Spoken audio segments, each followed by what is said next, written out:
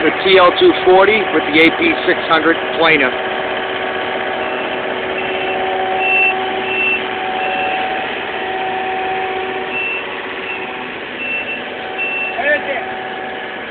What is it?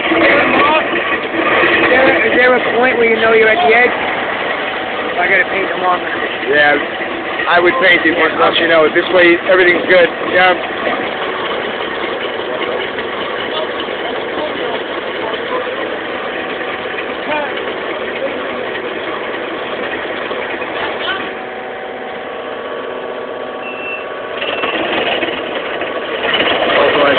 The water kit on it too.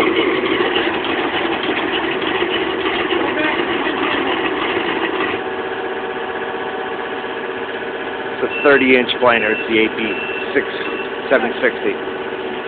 You just line it up. Full throttle.